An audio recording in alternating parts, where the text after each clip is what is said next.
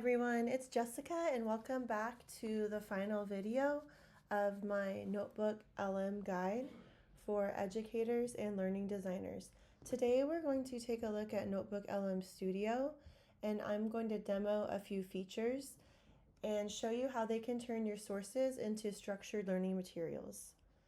The examples I'm showing come from a middle school textiles unit, but the same workflow works for any subject area. I have my sources over here that I've already uploaded. I've actually linked all of the modules from the website that I created about textiles. Is like a quick preview here. So I've linked these pages in here, and I am grabbing a lot of the information for my studio sources from over there. So I have already started to generate an audio overview, which takes a few minutes. But if you look here,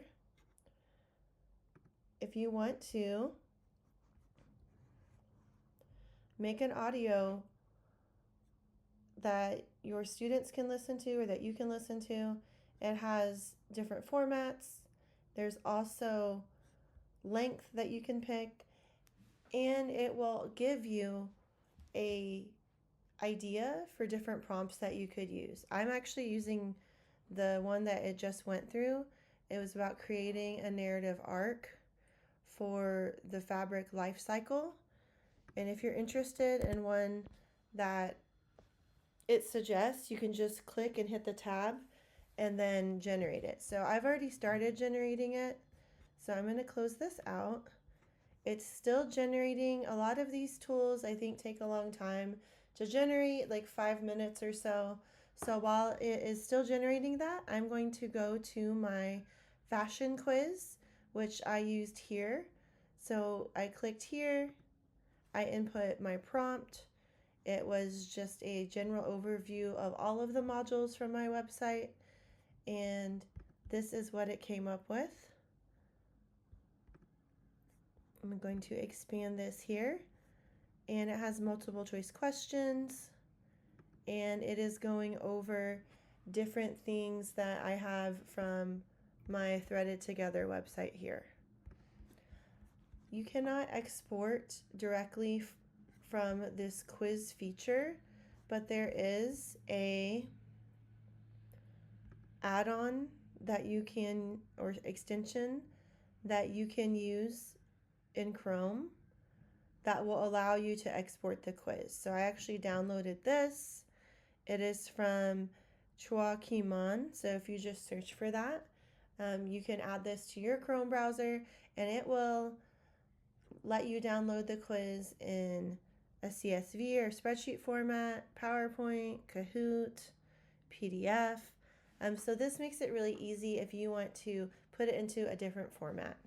Or you can also share with others by clicking the dots, and then you would invite them to your notebook, and they would just see it in the same format that the notebook has. You can also make some really great infographics right here by clicking here. You can add a prompt for the infographic. This is fun because you can pick the style, you can choose the orientation, you can have concise, standard, detailed. So I ended up making a sketch note type graphic for fashion designers, and I think it turned out really well. I had it draw from module 3 of my website, which is about fashion design, where students look at different fashion designers and then they design a collection of their own. So I asked it to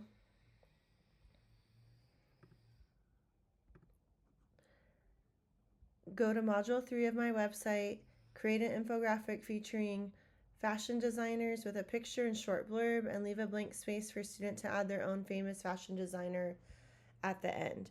So as you can see, it shows some fashion designers, it gave some examples of their clothing, and then the student has a space right here where they could add their own designer of choice that they have researched. This isn't perfect because I would like this to just actually be a blank space instead of, say, blank space for student name. So I think I would modify this a little bit, But that's just a good example of how you should be checking the outputs that AI gives you, because it's not always going to be exactly correct the first time. So do make sure that you are checking all of the outputs. Even though this is grounded in sources, it actually put where it was a blank space, it wrote blank space for students. So you can see that there are still some mistakes even when the sources are correct. So I'm going to close out of this. I do want to show you what happens if you just happen to click this part instead of the prompt part, because I did that accidentally, and what happens there is that it takes all of your sources and then creates something from them. So for me and this notebook, that's not actually a great idea because my notebook is so broad. I have a broad overview of the curriculum and the state standards. And then if I'm adding different things for different units, I will add, like I added these for my textiles unit, but it's way too broad to really just be clicking all of these. So if you unclicked some of these sources, that might work. Or if you had a more narrow scope for your notebook, like some people might make a notebook for each unit, that would work. But what happened, because I want to show you what happened, what it made when I just clicked like this instead of using the prompt. This graphic is still pretty good, but as you can see, it has part of it as textiles, fashion, and care, because that's the unit that I'm focusing on right now. And then it has a whole thing about human and social services, which is what my entire class is about. So while this graphic is interesting, it has way too much information. So just remember that when you are creating anything from NotebookLM Studio, if you don't click on the prompt, it is just going to give you something that is drawn from all of your sources. So this was an oops moment for me, and there is a limit on the number of infographics you can make per day. So just be careful to not click the wrong thing, especially if you are wanting to make multiple infographics. It does look like the audio overview is completed. So let's take a listen to that and see what it came up with. Welcome to this deep dive. We have an incredibly fascinating stack of sources to get through today. We really do. It's a pretty unique pairing of documents we're analyzing. Yeah, it's a very unique pairing because on one side of the desk we have this series of highly practical educational modules. Right. Things covering the nuts and bolts of textiles, fashion design, laundry, hand sewing. Very hands-on stuff. Exactly. But then on the other side we have the official Texas Essential Knowledge and Skills. The TEAS curriculum standards. Right, the TAKE Curriculum for Human Services. Which is such a brilliant combination to analyze. Yeah. You know, because we are essentially looking at practical learning units placed directly alongside the high-level state frameworks.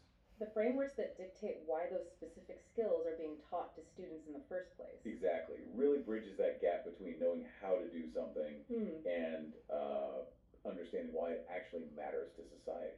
So our mission for today's deep dive is to take all of that documentation and trace the narrative arc of a single piece of clothing. A biography of a shirt, basically. Basically, yeah.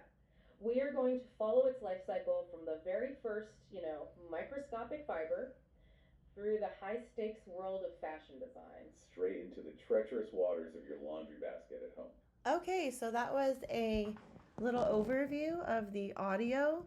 I enjoyed that. I feel, though, that if I were to modify this, I might uncheck some of these sources over here just because I don't feel like students or anyone needs to hear about how it aligns to the state standards in the actual audio overview.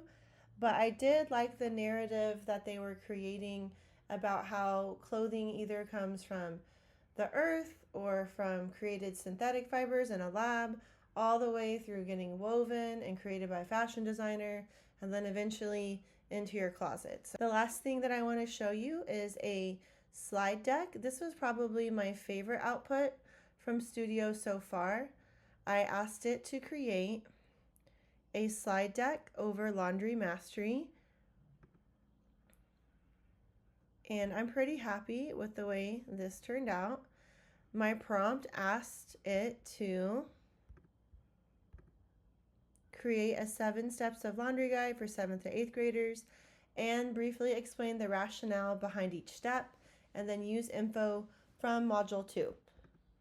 So it came back with this really great slide deck about how to wash your clothes like a pro with some great graphics and giving action steps and then the why behind each action, which I think is great for people because you can teach them something, but why? And I think that why is really important because it shows you how to take care of your clothes, because we want to take care of our clothes so they don't get ruined.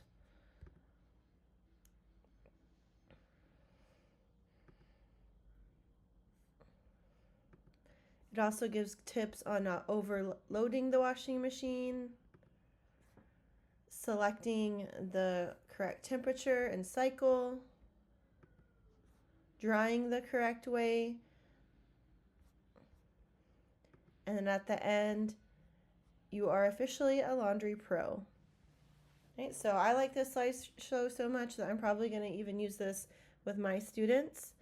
It took a while to generate this as well, but I think the graphics are great, and then the information is super correct, and I can tell that it grabbed the information from the sources that I have uploaded.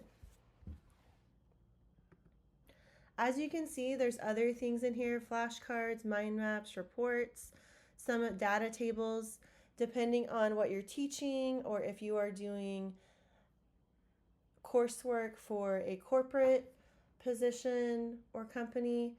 Some of these might be more useful to you. So just play around with the studio and see what happens. Remember, you might need to refine your prompts. You might need to check your sources or uncheck your sources so that you are getting what you need from it. But this is a great way to have some ready-made materials for you that you can generate in a matter of minutes. But as always, check your outputs and refine as needed. Okay, thanks for joining me on this last video for our NotebookLM guide, and happy creating. Bye.